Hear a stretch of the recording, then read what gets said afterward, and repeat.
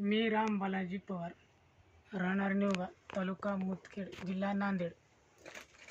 मी केळीला वारलेस येऊ नये म्हणून लिंबोणी वापरले आहे तेल आणि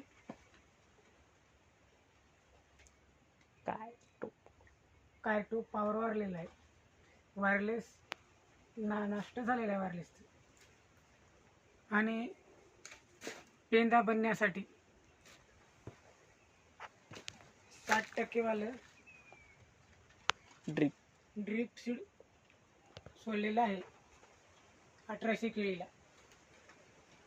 नंतर घड निसरण्याच्या कालावधीमध्ये महालाभ सोडलेला आहे 50 किलो. हे केळी गड्याच्या रोपाची नाही, काही नाही.